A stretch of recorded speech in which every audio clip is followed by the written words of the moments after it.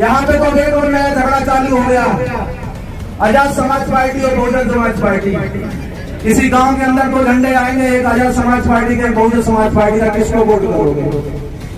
बड़े कंफ्यूजन में हो जाओगे, कहोगे कि क्या करें यार, किसको वोट करोगे? ये नेता हमारे बीच में आके कहते हैं शिक्षित बनो, संगठित और संघर्ष करो। क्या ये बात उन पर लागू नहीं होती कि काश मायावती और चंद्रशेखर एक साथ होकर मजा आ जाता? कहते हैं कहीं पर ये नेता मजे ले रहे हैं यार, अलग अलग करके हमें डायलॉग सुनाते हैं कि शिक्षित बनो, संगठित और संघर्ष करो, खुद ही अपने ऊपर नारा अप्लाई नहीं करते हैं। मेरा समाज इतना फ्री है, इतना बेला है, इतना कमजोर है कि एक एक छोटे छोटे कार्य के लिए वो आंदोलन ही करता रहेगा। और हमारे नेता हमें सिखाते हैं कि आपको आंदोलन करना ही पड़ेगा, आपको दिल्ली आना ही पड़ेगा, आपको यहाँ की कलेक्ट्रेट आना पड़ेगा, आपको विधानसभा घेरनी पड़ेगी, तभी आपको आपके अधिकार मिलेंगे। लेकिन बहुजन साहब, अभिषेक जाटव टीम ये नहीं मानती है।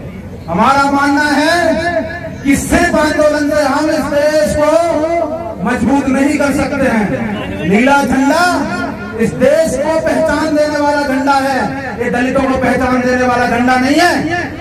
हर एक झंडे की, हर एक कलर की एक पहचान होती है। नीला झंडा दलितों की पहचान नहीं है, नीला झंडा इस देश के समतामूलक समाज के निर्माण की पहचान है। नीला झंडा शिक्षा के प्रचार की पहचान है।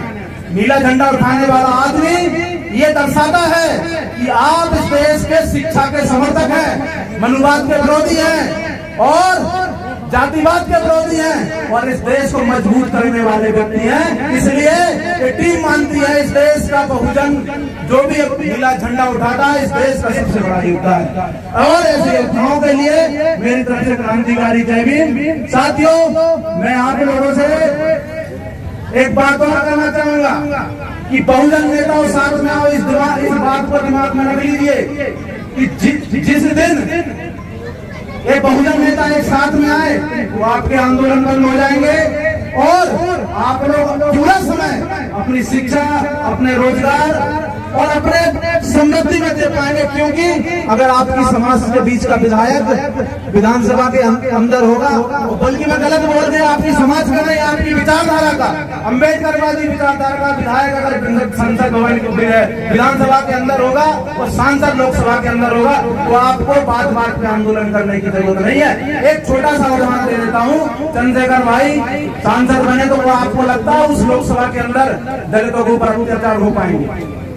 लोगों के अंदर एक डर रहेगा कि नहीं, यहाँ पे एक शेर सांसद है, अगर यहाँ पे इनके ऊपर गलत अत्याचार करना शुरू किया तो हमारी खैर नहीं। तो हम चाहते हैं कि इस देश में अम्बेडकरवादी विचारधारा के लोग विधानसभा और संसद के अंदर जाएं। लेकिन ये सफल कैसे होगा? असली बात तो यहाँ आती है कि सफल कैसे होगा। चाहते लोग आप भी हैं, चाहते हम ही हैं और चाहती हर एक पार्टी है। मंच पे बैठे हुए लोग भी चाहते हैं, मंच से नीचे खड़े हुए लोग भी चाहते हैं। यहाँ पे तो एक और नया झगड़ा चालू हो गया, आजाद समाज पार्टी और बहुजन समाज पार्टी। एक पार्टी का तो हम सत्ता में बड़ी मुश्किल में लाने की स्थिति में आते हैं, अब दूसरी पार्टी भी आ गई, तो कैसे दो झंडे हम कैसे झेलेंगे? किसी गांव के अंदर दो झंडे आएंगे, एक आजाद समाज पार्टी का, एक बहुजन समाज पार्टी का, किसको वोट करोगे? बड़े कंफ्यूजन में हो जाओगे, कहोगे कि क्या करें यार, किसको वोट करें? इस कंफ्यूजन को मिटाओगे नहीं तो क्या करोगे? विधायक बना लोगे, सांसद बना लोगे? ये नेता हमारे बीच में आके कहते हैं शिक्षित बनो, संगठित और संघर्ष करो। क्या ये बात उन पर लागू नहीं होती?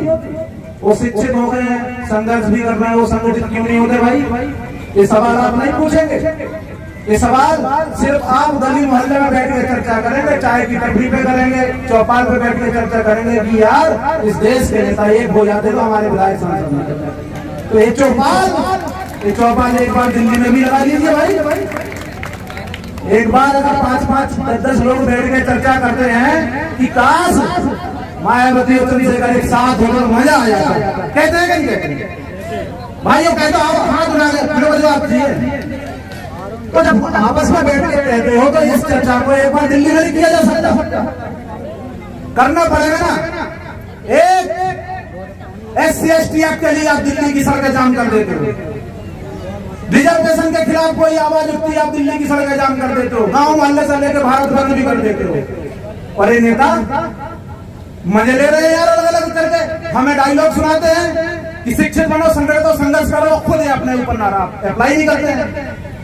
तो अब जो है हमें समाज मूर्ख नहीं बनेगा। इस समाज को पढ़ना है, लिखना है, रोजगार नहीं चाहिए और समृद्ध होना है। कोई आंदोलन तो करेगा, लेकिन वही आंदोलन करेगा जिस आंदोलन से रिजल्ट निकलेगा। अब आंदोलन, उस आंदोलन की तैयारी कीजिए जिस आंदोलन से रिजल्ट निकलेगा। हमें अपने नेताओं को घेरना ही पड़ेगा। जब तक आप अपने नेताओं को नहीं घेरेंगे, जब तक कोई माइका लाल आ जाए, विधायक सांसद चुन के आएंगे तो सही, वही 2-4 से यही चलता रहेगा। महाराष्ट्र की हालत कितनी बुरी है पता आपको, इतने अम्बेडकरवादी है वहां पे। पूरे जिंदगी बाबा साहब ने महाराष्ट्र के अंदर दी, वहां पे एक विधायक निकालने में पसीना बहा जाता है। उसका कारण सिर्फ क्या है? 5-5, 7-7 पार्टियां वहां पे अम्बेडकरवादी विचारधारा की काम करती है। क्या करना है हमें इतनी पार्टियों का? चलो पार्टी बनानी बहुत अच्छी बात है, इंडिया और एनडीए गठबंधन हो जाता है। इंडिया गांधीवादी विचारधारा के साथ इकट्ठी हो जाती है और एनडीए मनुवादी विचारधारा के साथ इकट्ठी हो जाती है। तो क्या बहुजन खाना पीना नहीं खाते हैं, क्या भूसा खाते हैं? इन्हें समझ में नहीं आता कि जब हमारा झंडा एक है, हमारे नेता एक है, हमारे महापुरुष एक है, हमारे लोग एक हैं, तो हम क्यों नहीं? इन्हें शर्म नहीं आती? इन्हें नहीं सोचना चाहिए? इन्हें भी तो सोचना चाहिए कि यार सभी इकट्ठे हो जाते हैं लास्ट में चुनाव के साथ अपना बंटवारा कर ले। अपना भी तो उत्तर प्रदेश के अंदर जिसकी जितनी ताकत है, जिस पार्टी की जितनी ताकत, अपना बंटवारा करके चुनाव लड़े ना। लोकसभा का चुनाव साथ में लड़े, तीसरा गठबंधन क्यों नहीं बनते? इनकी कोई क्षमता नहीं है। दिक्कत कहाँ आ रही है? इस देश की जनता, आप जैसे हम जैसी जनता अपने घरों में चर्चा करती है, चौपाल पे चर्चा करती है, चर्चा दिल्ली में करनी पड़ेगी। जिस दिन दिल्ली में चर्चा हो गई लाखों करोड़ों की भीड़ में, उस दिन ये नेता एक मंच पर आ जाएंगे और आपका सारी जो सपने हैं, हमारे बुजुर्गों के सपने हैं कि अपना विधायक, अपना मुख्यमंत्री और अपना प्रधानमंत्री देख पाए, उनके सपने साकार हो जाएंगे। आपके रोजगार भी हो जाएंगे, आपके आंदोलन भी खत्म हो जाएंगे, आपको छोटी छोटी समस्याओं के लिए आंदोलन नहीं करने पड़ेंगे। और सबसे बड़ी बात, उससे भी बड़ी बात मैं कह दूं, आपके आंदोलन का कोई प्रभाव नहीं पड़ता। आपको लगता है आप सड़कों पर आ जाते हैं और आपने भारत बंद कर दिया, आप सफल हो गए। क्या सफल हो? 15% जनरल को 10% रिजर्वेशन है, बताया?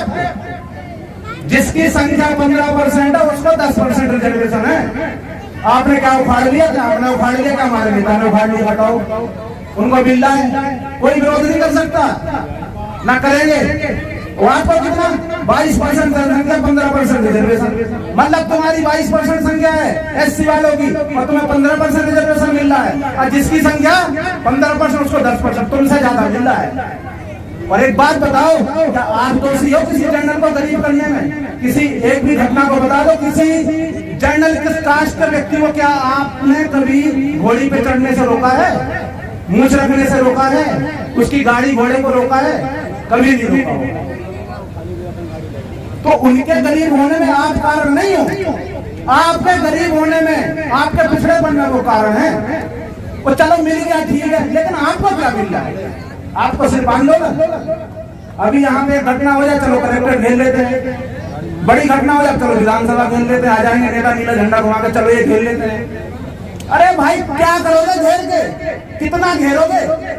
घेरने के बाद चले गए घर, फिर बेचारा फंस गया अगला आदमी, वो पेश ही नहीं कर पा रहा, 15 दिन बाद राजीनामा हो गया। भाई ये समस्याओं का समाधान जड़ से करना पड़ेगा और जड़ से समाधान अभी से जाटव टीम ने ढूंढ लिया है।